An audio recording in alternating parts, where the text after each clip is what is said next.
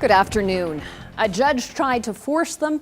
The government has asked them, but most corrections officers show no signs of returning to work on day 5 of their wildcat strike.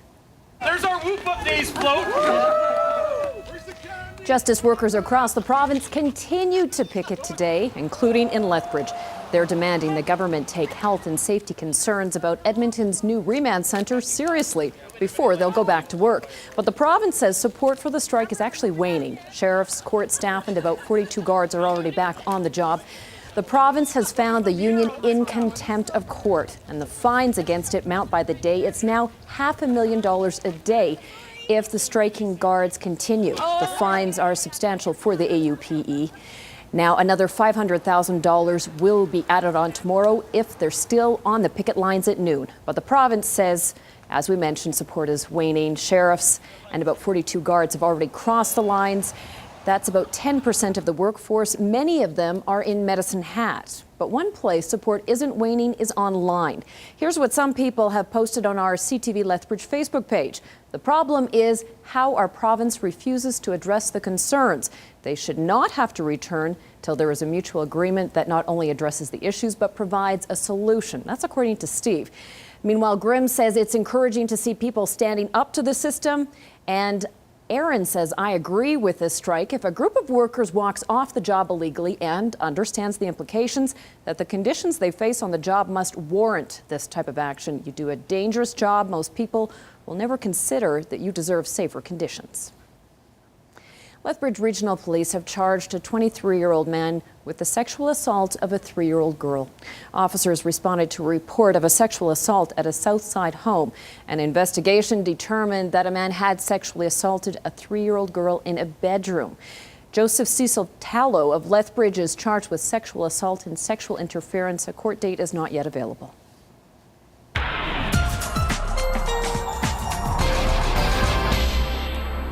Dory Rossiter, you said better weather conditions ahead.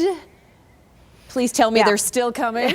Please. They are. Tomorrow is still the transition day. We talked about this yesterday. We really need to get out of that northwesterly flow pattern and back into a westerly flow, and that's going to happen tomorrow, both up top and at the surface. So sunnier tomorrow, milder temperatures tomorrow, and I'll tell you all about it in a couple of minutes. Thanks, Dory.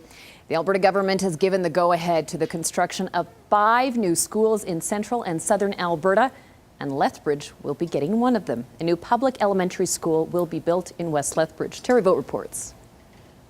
I'm very pleased to be here. Alberta Education Minister Jeff Johnson calls this the first round of announcements about new schools or modernization projects, following through on the Premier's commitment to build 50 new schools and upgrade 70 others.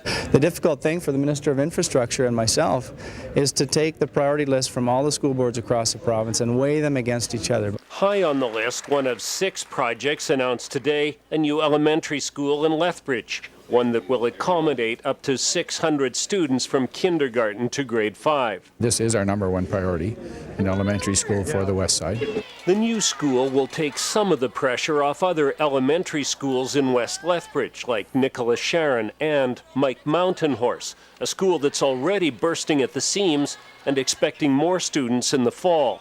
It's not to the point where it's overcrowded because we have had it in portables over the years, but it's larger than an elementary school should be. Which makes it harder for, learning and being able to even go on field trips and things like that. So it'll be nice to kind of disperse the population out among the other schools. For the Lethbridge Public School District, this is the 3rd new school in the past 10 years. But both trustees and parents agree there is a need for a new elementary school in West Lethbridge. We bus Lillian from our grade 1 daughter and into Nicholas Sharon, so it'd be nice to just have her walk down the street and go to school. This is just the first step. The next step will be work with the communities, do the engineering, designing. The exact cost hasn't been determined yet, although local officials say a ballpark figure would be $12 to $15 million, with space in the school for Lethbridge Family Services and the possibility of building an expanded gym through a joint use agreement with the city. Terry Vogt, CTV News, Lethbridge. The hope is to have the school open in time for the fall of 2016. Alberta Distance Learning Centre is sounding the alarm. It says thousands of students will have less choice and less opportunity when it comes to their educations because of the provincial budget cuts. Riley Carlson reports. Okay, estoy lista. I'm ready when you are. It's certainly not a typical classroom. It's actually not a classroom at all. Bien. But from here, teachers connect with students all over the province through distance learning. This levels the playing field across Alberta. Students have the ability to choose whatever courses they want. They can take one class or a full course load for any number of reasons. Teachers are available by phone, Skype, Hace frío aquí también. even text and FaceTime. There are a number of reasons.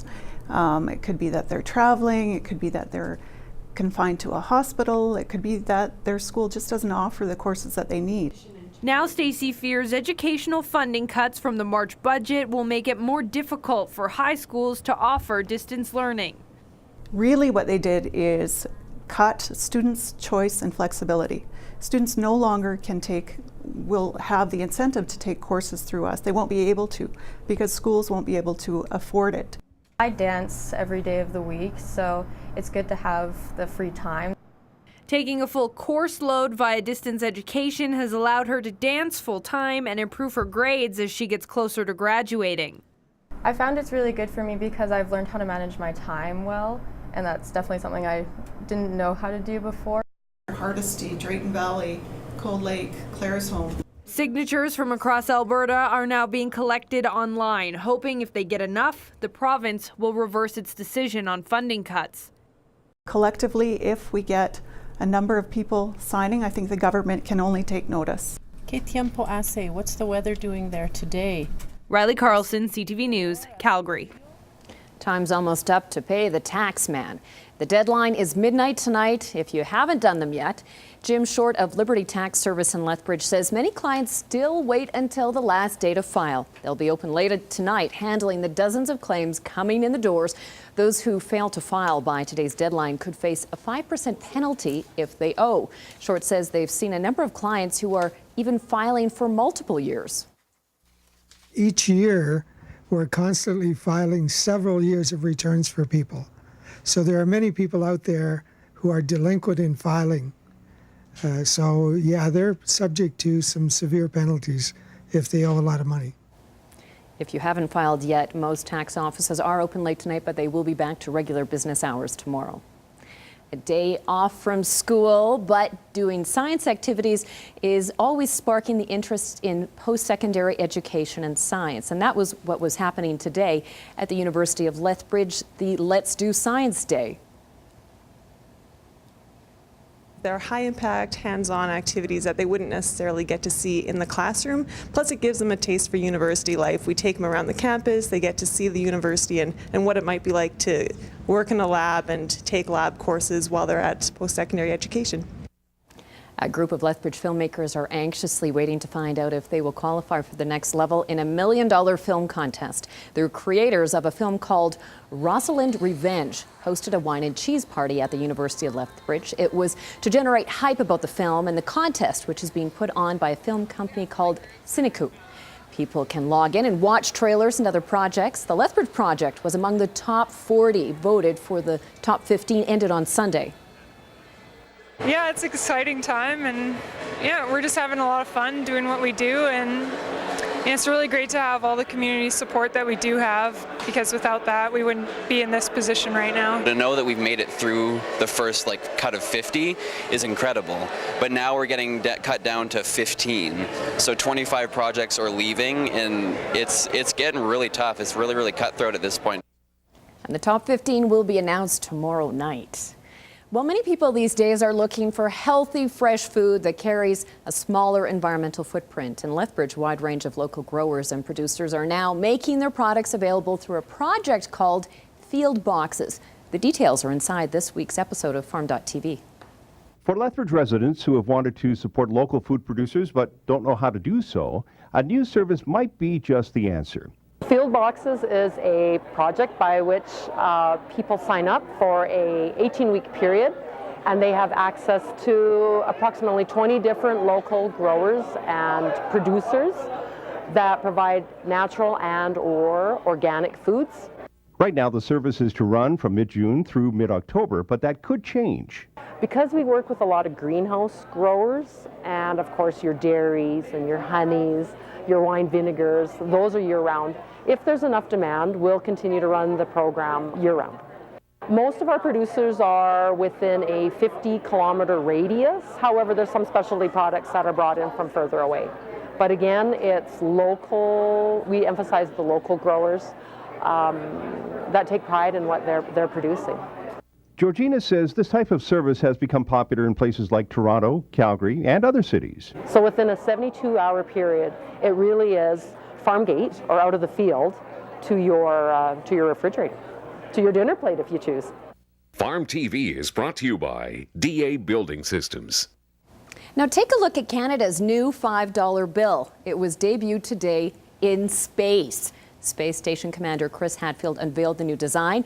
Also making its first appearance today, the new $10 bill. Both bills will go into circulation here on planet Earth in the fall.